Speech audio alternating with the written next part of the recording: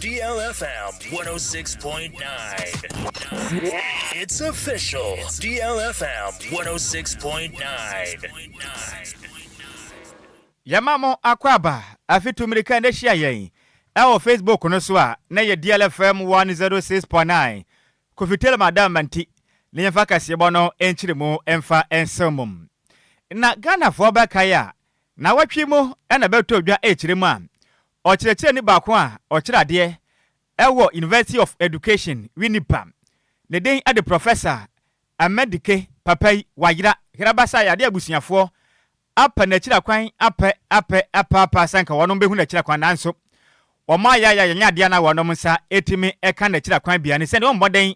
ade kwadan aposifo a wono ewo finfimante so ma wono de hia wo hu na chira kwan womwa na wono ensa etimi eka no na nka bato de eka se bopono so echire mu sem endrada ana aposifo mo finfimante mu Winnipeg ekopie mu ewo kuro ba ko no ba Winnipeg di enda so eja haze na mokwaya ocheche ne din ede professor Amedika make say no na ochirade e University of Education Winnipeg no enipa bi atimi akuno aje ne kra de frɛ ne nsɛm omo wie yensa ombaden atuma fom ed na mu no akwa chef fom sɛ bi nkofia akwa ho sɛ me pa ofimfim mantem an sɛ we pantoma ade hyɛ ne nso no egugem ye pam na nka ne kyerem sɛ me professor ko pie no mo kyerem sɛ dabi asɛm we de wano dwira mo ntiase na ombaden atimi to cheche ni na mu no e de afirifa ho nom e de kwakwadan ayasabe so ombaden hwehwemu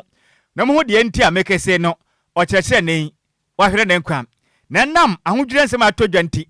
ade hye a wɔnom wɔfimfim mantem Winnipeg ne potem ne kankan ene jahase no aba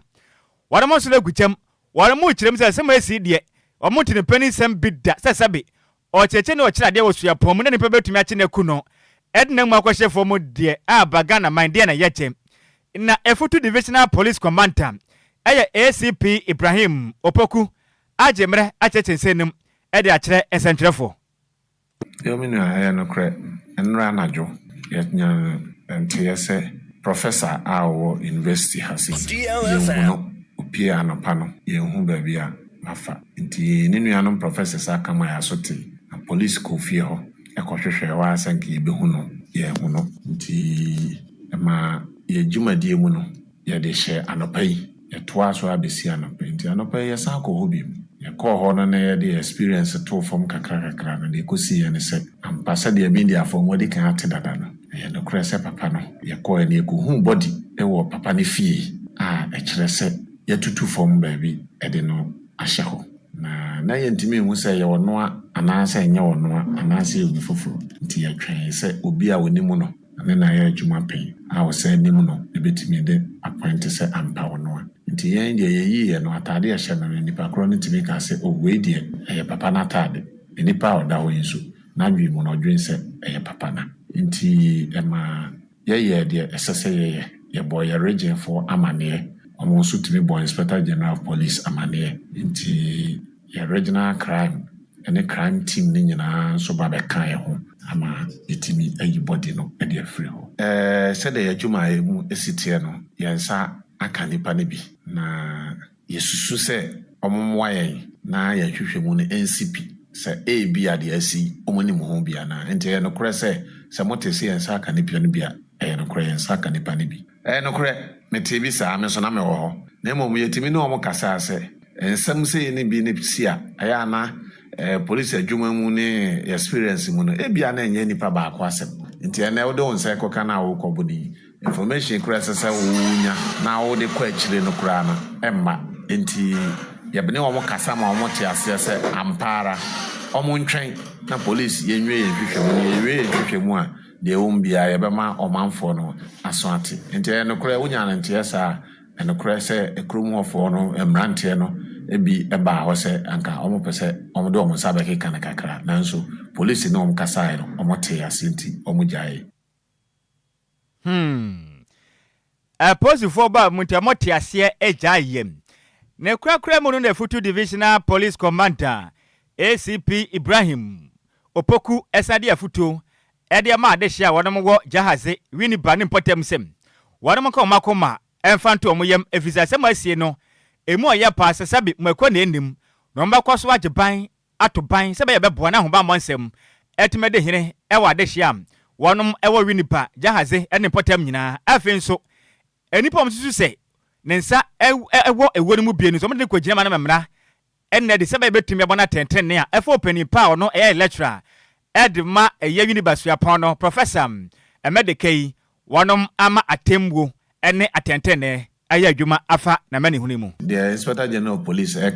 na the Central Regional Police Command can Winneba for police force so can say timemfo a mo hono ma wo nsuro if it's nsɛm nsi ye wo hwɛ sɛ de make kasa regional command na nankasa tu ne nan aba IGP afrɛ ho a ɔmo nyinaa na university na yama patrols wo ho adɔso ye de nipa no bi kura gyinagyina ama sese ye de yama ne bebre akokoro mu a ye ahye okoro mu ofo sɛ ye ade sɛ esuro ana sese bi besi bi mu de ye bɔ mo ho ban sɛ bibi ensi enti ɔmo da ɔmo na ye we ye nneɛma ye wo ho a ye bɛma media na so ate asɛ ye nnɛ sɛ ye ɔkyena de ye ntimi nka nanso ye de ne piepe yɛbɛma media na so ate na yɛ nyinaa yɛ kokoto yɛbɛ make sure sɛ nipa na yɛ akye no no ne rights no nso yɛ nya ade a ɛbɛma ɔno no fa ahodi a ɔwɔ no entietia ne fa ahodi so deɛ ɛda mmerɛ mu asese yɛ bia deɛ yɛbɛyɛ na mmom da kora yɛde ne bɛpie deɛ menim sɛ yɛ pia mo kora deɛ mo maso da fam sɛ yɛde ne pia yɛbɛma mo so ate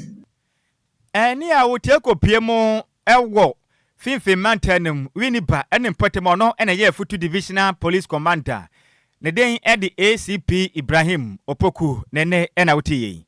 Yantua Kasia Boneso and Ghana Great Company Limited, any a year ECG4, I share a year of Boise, any new Edubiasa for Yetman for Onum, or more mamma, Shemuse, a year power, to say a year Yamukania no Munya, our honum no, on Bebomadia share a year, however, no Metimesi, no question say, Ja, it's me at all, a year of Boise substation, on Mamma Bomadia has some bet to me, SCS near my Ediama, Nejano to Honum, a year Uquada, Cotonima Bosome, Neda. So a year Dionuba, Quanonam Suma, a year of Santiman Tamudia, a soon pa, the Omudamu be pound Munyan Cania, and fa any Moniama, ever honum, ne cancan, any a year new Edubiase, any of Boise, a year district on no match, say, Gridco 4H, Mombo Madiam engineer for Babasha technical issue, honum, no met me SCSA, Eddie Amawom, and watching a year public relations officer, Edema ECG, ever ya Shanty West unit, a Benjamin Owusuenchi, H. Lema, a year bog a supply point in a somantia senya dia ECG ebetimi ama a customers nin kania into more bombardia so betimi aso a year how ya no sanya be ya omoso no a year edubiase ne oboase fo betimi enya nkania ni bi nto mo ne a year grid ko fo de mo bombardia ko site ne so akohwehwe how we wo no matimi asia no kwan to mo de adesede e kwa matimemfo ni so munya toboase entwen o mesanse ya de mo bombardia se omo so no ebenya innem kania ni bi. As we speak, the customers are still of the incident occurred last night at about 9:12 p.m. at the Gridco box supply point. And the box supply point is very significant in our operations because that is where ECG normally meets Gridco to take power supply from and then distribute to our church customers via our feeders, our distribution lines, and then sometimes the sub-transmission lines as well. So once the box supply point is affected, customers in our near the asset district and Obuasi district will be affected because that is where they take power supply from. So what we know now is that the fire supply scattered some equipment at the Gridco end of the BSP. And once the Gridco end is shut down, there is no way power can flow through the ECG end for onward distribution. As we speak, the Gridco engineers are on site assessing the extent of damage before they see what they can salvage to restore power supply to enable ECG also distribute power. Our sub-transmission team is also on site together with the Ashanti South maintenance team as well. So all the engineers responsible for restoring power supply are on site as we speak. But we would want to apologize to our church customers that as a result of this fire outbreak, not any deliberate acts, but engineers are working assiduously to ensure power supply. Any outie Benjamin Owusuenchi on a public relations officer Edema ECG Ashanti West unit. Yantua Kasia Bonusuli Engineer Mwe, Ewan Crabo Premba Temum. Na Ghana for Bekaya, Baya was swim you know entemuni, Ena Omampeni Ebedi Professor Jane, Nana Opoku Agyei. Na hondo na kakra, na okoko pie mum, Ewa University of Ghana Medical Center, Senkeja, okwa kope na pomuden. nanso okoye na Dr. Fojano so buadwumaden ye pa na omde afutu ma ne sem o mampani be de achei wo yade aka we enye Ghana yade yaya de sebie ye beje hu bia nanso yentumi nsa wo yade enti bo modern na fa wani fa kira monone fu pain na bomframa na kwagya yarehwe pa efri se Ghana ha de se wo tena kyekira wa hwe ni ya na fofia ntoata no adware aba monti o mampani be je wo homaden ema ne mo so kopiem wa monone a kohwe ne ho ayere hasam ne du ba bimpo o man Ghana be fonten tanso to da be boy ma mnya wuto se ya ma mimpo de o akokra me kwaje ntra ha wo kremu akoye nsempi na nyakopa yatom mabruwa yipuma kwem ema mekese ndrata na ya kwata kotori ma boseme ne da na toso de no mienu emfimpi mienu ni edonu mienu mom ye ma me professor Jane na no poku agiman wabe pie mu akrabapure manta mu chirim ze twede ampon Nyankopon wodi ne ho afofie ema owu a etosi ni so no wantimi anya ne so tumenti Nyankopon atom ne ho sonse sebe abrobe enamra obedu yepe ena o mampenin John Dramani Mahama bema bo adadi mirika tente ekohia no koma na kwaba no se mamye yemo akwabo wutirinkwa Nyankopon afafie pa every sem emna wo yade membe ya ankonam brama brewa mangi mu nyasem kuma Ghana fo yanyam huye pam nanso ne Nyankopon ya dom wa bade a wutirinkwa pam Nyankopon ya bi papa Ghana mampeni chimse ne wo hwe ye mame professor Jane na no poku agimanima aw wo hwe nim pa sabe abofra wo no foforo to ho no me say ya o chirema se na hwe maame pan nanim se de aye na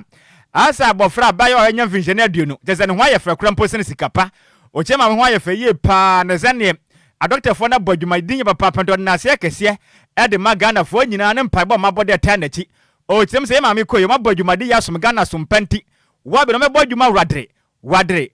na mputudwuma no entimi koso ka kire maame sem enam se ne ho to no ncheye nti onto no boase no nya dwuma kakran na se de tebe Ghana mpuntu no ebe soro pa Ghana mampani John Dramani Mahama ade nsem sei ade tuja. On behalf of the people of Ghana, we wish to warmly welcome our beloved Vice President back home. It has been a trying time for everybody, and a lot of prayers were said for your safe return. And so today is a special day that you have stepped back in the country, on the land of Ghana, hale and hearty, looking younger, looking cheerful. And we thank God for His mercies. Since you left, your colleagues, we've all missed you. We held the 120-day social contract program, and everybody said you should have been there. But with all the work you did before you went, we continued, and I think that we're able to present to the people of Ghana a significant percentage of the things that we had promised. But in all this, you were missed. Ghana is safe. Things seem to be on the right track, and you've come at the right time to come and continue the work that you so beautifully started. And your colleagues were very happy to have you back. I particularly have missed you because even traveling out of the country has been difficult. They've threatened to impeach me for for going to Togo when you were away.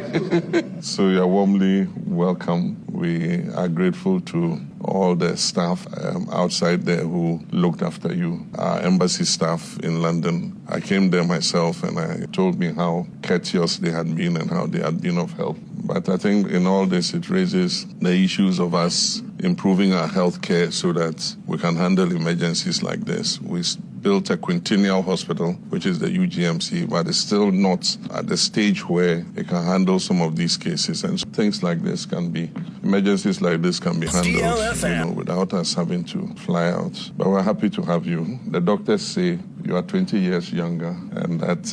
you are okay and fit for the job, but we'll ask that you take it easy for a little while, and afterwards we'll see how things go. So thank you very much on behalf of all our colleagues, on behalf of all Ghanaians. I'm sure today Ghanaians will be very happy. Ani awoti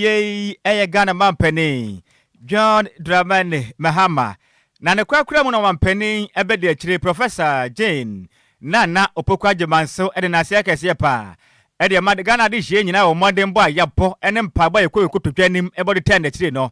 o kirem sa twede ampo Nyankopon okonhyira so a o kire wo bia afenso na ase de hobiem ekire mu am ode ma Ghana mampani ono wankasa ne nua bema oye dwadini kese wo manyim Ibrahim Mahama o chense papai ta wata na chine modern boy agwapo no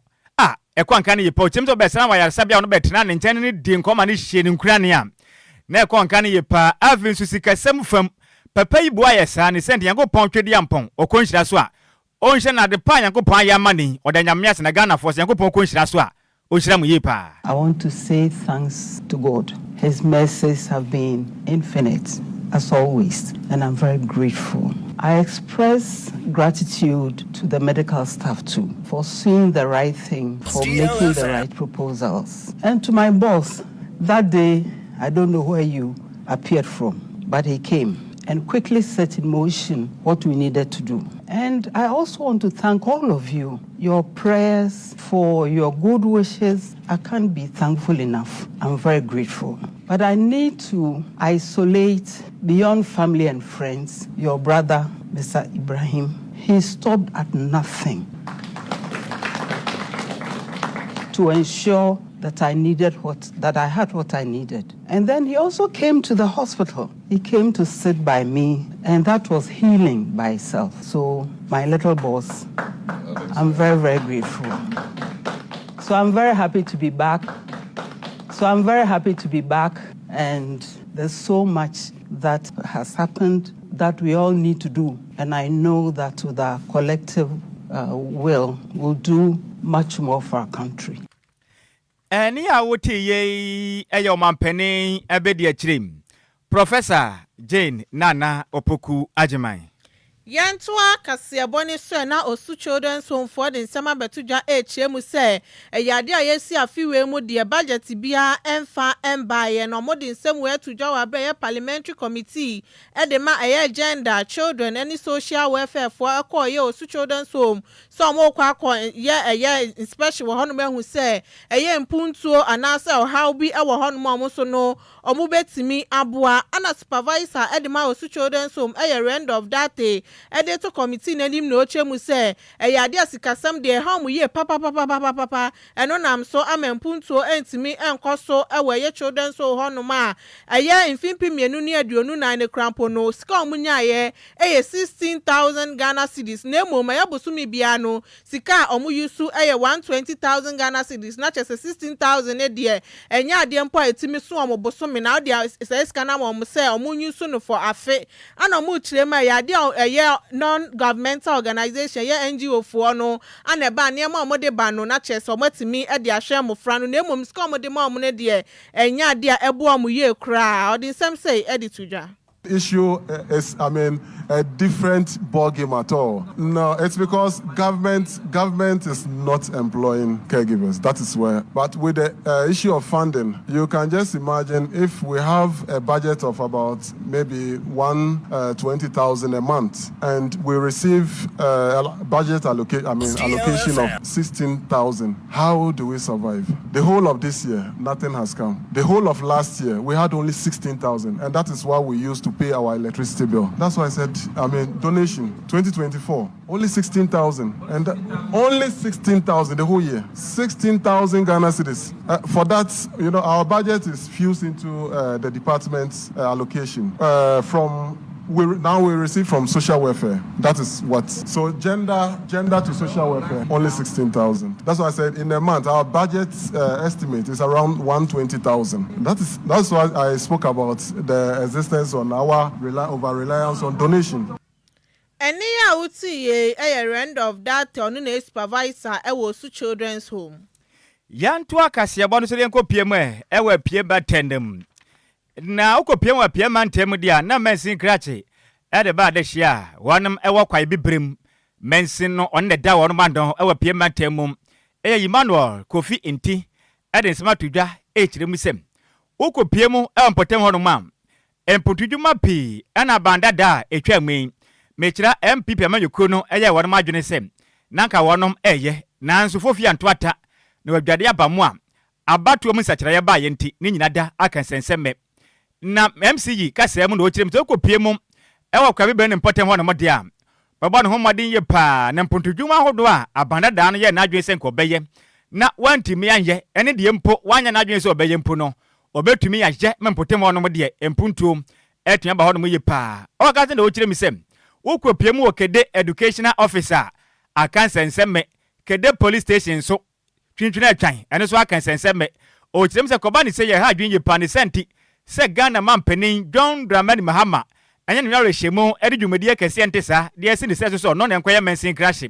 emfa ma de hia won makwa bibire mensin ne de baba no homode ahwe se mpontu dwuma hodo aka enwura mu nyina da no obeba ne nyina da etimi akonka ne pam wakasa kire mi se okopie mu e okwa bibire mensin mu am kede ene omahin krom na so mekese kede mpontu dwuma abon me sabe donso abo bakokọ everisa mekese no Youth Resource Center ebi ni ho ne mo akwambo na mo nam so kire mi se adampe wo kro mo pa ne fanya sim kuma nanso ni panya kwan po no watumi afaso akoni fie enyinam kane ho sensem bobo o kire mu am emambere no mpo enya kroma agropama entumi nsia kan wo so ekoban sa na ha adwenye pe ne senti nyankopa ya adoma Ghana mampanin aboni de obebo ba mpuntu etimi akoso pa wa kwa bibire mensinnem wasaka se kire mu se adehye wa kwa bibire nyinada mo nyina mo nta nachi no madwumaden emfasha Ghana mampanin anim nyam fisem Ghana mampanin de botaye be sene so obebo no homaden aboa na ra reset Ghana se bebo na Ghana mpuntu otimi abana Ghana foforo no yesi ni ye pa ne senti so baba ya krasi mensin krachi de obebo pa mpuntu dwuma de etumi abuso e wa kwa bibire eni pote wonom ade nsem sei eto yensem training kontinu kofi obo enim Minister adi hu as say His Excellency John Dramani Mahama to me now de amame no me hwese de be adwuma pa ewo kede ye constituency mu adwuma bebre wo ye constituency mu a me no ka say yeye ni di kan me say abandoned project bia ya adi ato ho no ma ye nya ho adwuma no me say ndore mantebe no me hwese me eden me wi ne tosumi no so hwekede eklum asem kwa nyuma ya asabe no de wansakeka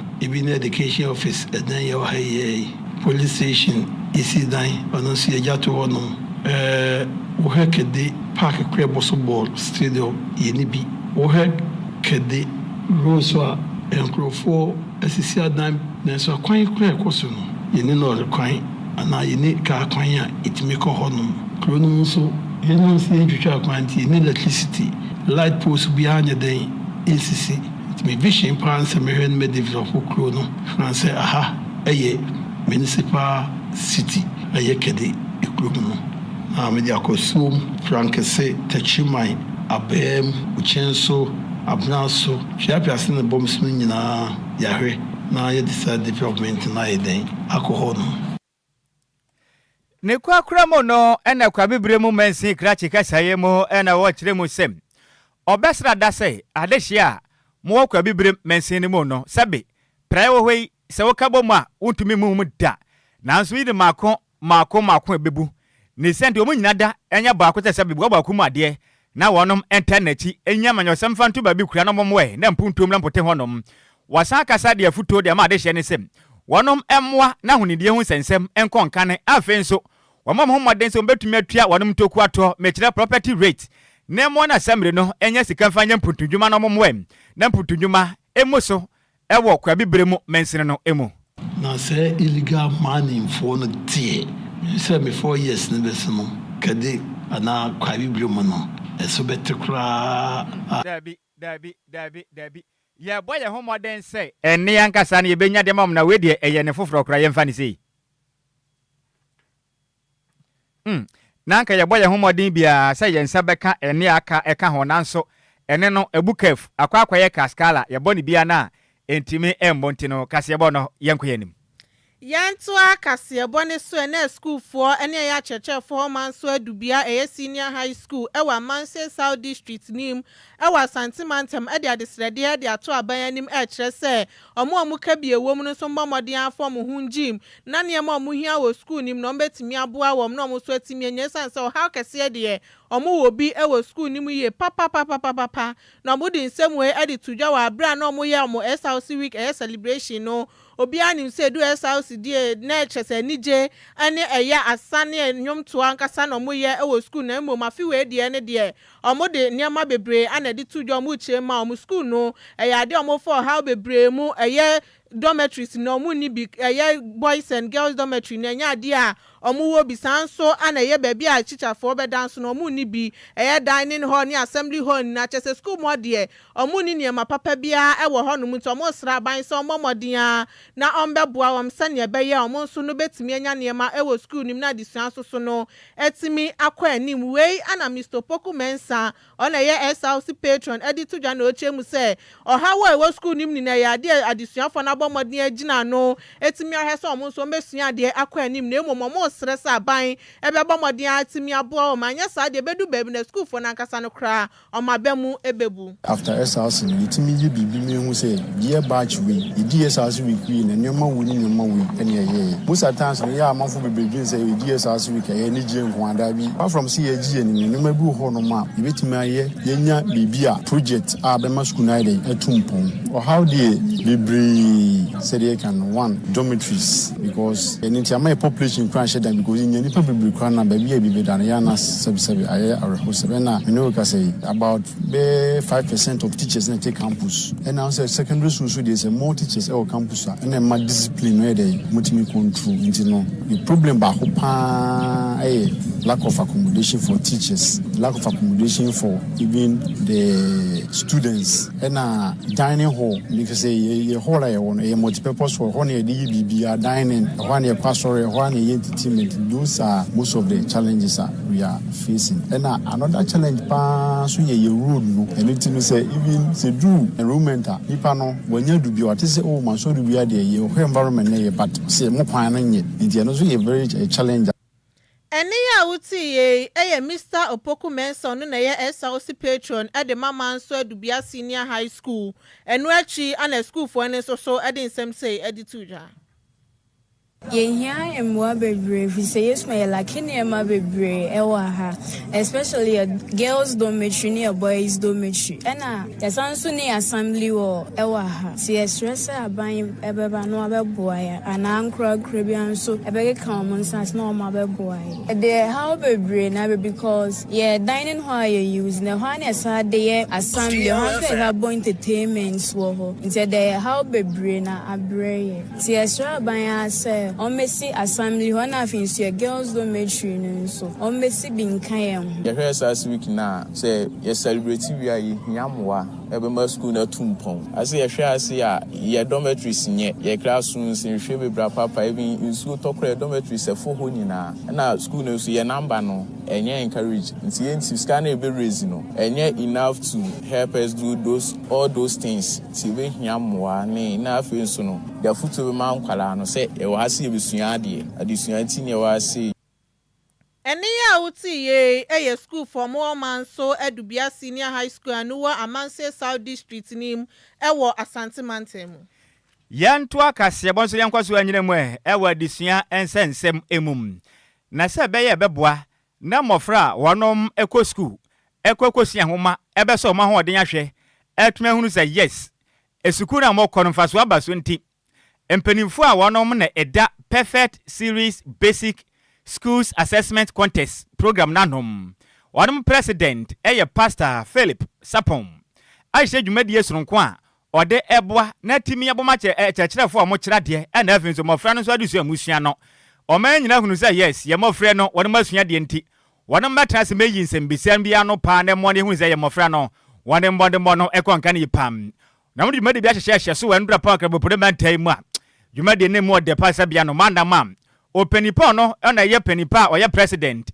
the ma perfect series basic schools assessment contest pastor Philip Sapon on central focus and ochire musem ehu behia pa sa Ghana batan boma school for mo fra na kwan na twedi yampon odoma nkoma chese su ade bia wodom mu se o mo talent no mo fa na kaza tumi kire sai ade wa na me kwando me pese me ko school a mpese me yo chekire ni mpese me be lawyer ni mpese me besi akan bobo ni mo batan bi nkwahya ne batwintwan se twintwira twan me ba koye lawyer e wa ma abofre se bi lawyer adwimpo ni trim o kirem se ba ne sa e be ha dwenye pam wasaka se kirem se ade ba ko abebo na nsen e ya be fontentan social media no abebo papa ne senti abatan mutu ba no fom na mfa mo ho emfa nhye kwan pam ya fa so di dwuma abe fontentan so titiri no AI no mo fa ne fa nsu ade ye pa every sene ade ba ko abe na obi asu ade abe fontentan so de kon kanti mo fa ne bom ho maden no mo fa kwanya we so e de AI aba for 10,000 sua de bebo omo masua no etemi akonka waka se kirem sem dwumadi omo de bebo am ofran wade sua tumi akonka na o kirem a yankopɔ ya adom a dwembo suma edi animai ne da toso du mi no aboni akopie mu eye northern south Kumase ena Tamale Wambabo adwumadi bi ho mabebo panda de sua fo bedi kan ni school bedi kan no wamemo am 20,000 Ghana cedi ma bo am so munum asua no etemi akonka adwumadi etodwa no eye nkrabo prima term edition no ayade schools ahodo ne kopie mu am abosu kan eye Anglican B primary kopie mu abosu kan RC primary ko mu ana afin so eye abosu kan Methodist basic echo B Matayeko RC echo B Salvation Army basic A ana afin so eye St. Teresa's school echo pie mu na kwakra mu no Paradise Mission Academy kopie mu am Pastor Philip Sapon at the same say at in central for him. Of the contest, no, was a be a boss in a private school in Abomodin, a public school in Abomodin. The church say, a crabia Abomodin, a one school, a one platform now, or because of one yard. Yamomina equal platform, equal level playful, so behind the and Channel Bobre. Oh, sir, machine. The only say, Sir contest, Yama, confidence, Yabashan, Quantum is Siandi, Padishana by your mother, because so Siandia, with me, acronym Enya, Abodia, Esonkum. About Fred Biani, no. Almost share the same placenta, no, will be on a different ideology, different vision, different purpose altogether. The best show for say, Omonsha Mumano, no study of no will be a good at. No more Kwanakasan and fat the way Nago at the man. It was any part of equally passionate, I didn't passion, any part of the Mushima, or couldn't change and temp change said, yeah, per se, teaching a doctor, or a lawyer, or be a credible or engineer, and also a professional be, and one make Makunum term, actually said, yeah, for the person one Casa, you know, Tiaman Kwanakasa, you munya de impia bontin na for mumpi to media no aka se na fa Adwoa fa ba be so so ahwe ni ya esa sai nipa your positive side and negative side and AI na ade nyina ba ade bia person so na wiase bia na yakopon adom ko abet my deba asua ti messe ye ma no mo school mu no se on fa social media no ensua ne ma pa no fa ko manim ni nipa pi de social media enya sika papa instead of some be sua bad side and senfata pornography na ade senfata no o mo sua de ye ne fa ko so ma blabom and 5 contest ne national one. You was a higher southern sector. If we are on the 12th of June, so you have northern sector, they are still Ashanti region, not for Kumasi. Now, if you have say the best 3 schools on Bedi can one, the best select woman. Now you call northern sector and so the best 3 schools, the best select woman. School Bedi Kano, Obaya Sikano, 20,000 Ghana cedis. Any awoti ye aya president at the MAP Perfect Series Basics Schools Assessment Contest. Ne den at the pastor Philip Sapon and ochire mu no mamon konko abe fonten tanso enkwahwese bi nimpa da jampuno moya ne sa mo akram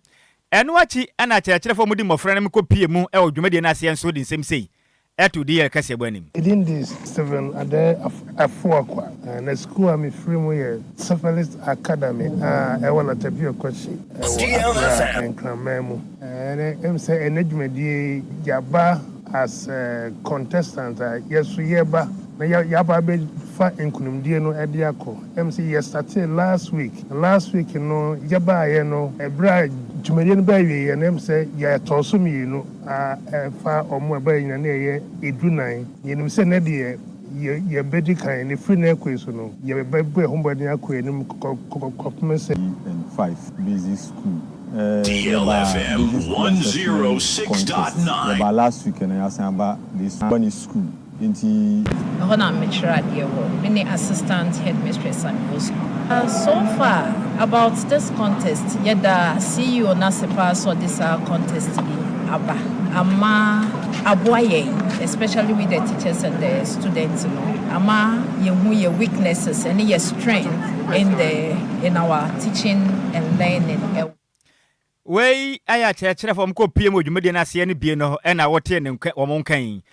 ne kwakura mu na adesuafo to mo ne ko pie mu kyerem sɛ ye omani agye papa pa free na ekɔ dwumade wo ye kɛse abasi no mbɛkɔ so ayerɛ mo ho asua de asa ma mutiri nsabe abema na pae kura sɛ bɛbɛboa na huma so amusua no mo so anya sunsanso epa Efrem ya Abigail Pepra, because school Latibia Okoshi 1B and 5 basic school. Ejumediere Adwoa Agyei ama yehu sa adusua eye. Nti me bon pae sinti school no. Ebe the chosen one so that ebe ko yenim. Na yehu say school no so ka the best school in Accra. Thursday na yenim say like school quiz we ebeba Thursday. Yansua hwe yenim hwe so. Ye ba ye no ene ye bon pae ye ka kire nyame. Yehu say different schools o ma ye ade dada. Omo yɛsua biribi akama nti ɛhu sɛ other schools no ɔmo nim adeɛ nti ɔsɛ yɛsua yɛwerɛ ho ne so yɛnyɛ adeɛ pa ɛne a woti yei ɛyɛ sukuufoɔ mmɔfra one of my copy a perfect series basis schools assessment contest and I see the bino and I what one and can na many boy yen same training Emmanuel Opoku Edusi do bottom run say DJ active and a diamond boy ebesme we near nyina we swim na kase body munu komu say pon ansa na no men kan ka dwonkyere we to ne akwa nem we free odo itama and I watch mu sem today is all about me another year oda wiser and still Serene life. Yeah, simple. I say, happy birthday to myself. Just a champion. Emrania will bring ya down. Yate or better, my minister of pardon on 5 about one count fear wing. On your case, pam. When Sufrukovi Parliament or Chims a debia that you comprenisa, Casacasa, and Azubeco Gemuno. A man for one take, and your boss, Montenema boss, why? Nagana Yanquianim. Odi free aguna bobi kuma apa na ode eba we su free air set anto na ochire misem odi free malam aka breastfeeding ochire so hair life edi free te sen ye malam no important ka se bodi mo de pasa no man oboga na man pani abaso ye pam obona abaso ye pa yate we su free master plan junior kentampo ochire misem DLFM news infant ka se ebo no emu de pan ye great news to papa ochire so boy yabaso na dwumade an ye boy da senior we su free with other hwente na ochire misem kasebo ne mo de pasa no manam no ohwe live edi free DJ Ghana man fidie ne so go station ho no ma na ase kese nkoma Nhyiraba Kwadwo Sammy B ne Adwoa Agyei Sikapa na dwumade a ye bo hansin de odu chire misem good afternoon Sammy B ne Adwoa Agyei Sikapa se kasebo no emu de pohwe live edi free atomic hotel ho no no hwe edi free e wo danso no se kasebo no papa no size ni mo de ye pasa sabi anoma na mampa when su free ye kobi asama no chire misem good afternoon Kwadwo ni Adwoa o se excellent news ombekwa so asu de magana yate Emmanuel Opoku active o se vem sina yadase wo so waka ya ho ka se bo ne de asi emusemufuo no ya maze mebere antwi ne se mu ede emayen kofitede ekopie mu e wo Facebook no so sina technician on duty DJ Sikapa akenkan fo so ye mienu edi amaje so takwade Kwadwo krom twaba wo de hyekonkron Nhyiraba Kwadwo Sammy B mene Adwoa Agyei Sikapa ya kwenwa na eba na Adwoa silky achire muhima enfifi muhima radio mu ya santua enkacha hima na fi Michael Jackson papa no onna pamfo ane sexy journalist ale kwame efum ena mo yeden eno efiada ena efiada wo ho ende na eda ben enkaidum aba mesra wo se yaba enha hu nsu osunya wusu jama na Adwoa silky na pamfo wo de anso bebia radio ne kese be bom nyompa nkuransha nyom acheche mo wire enti wei enya modia wonnim na kwayifunu ne ba na usu ofie ho ayeche wa beche odedua esu na Adwoa silky ene pamfom dia iba mu nyina monitia adehye midimafo pokwase maira akra midimafo pokwase maira akra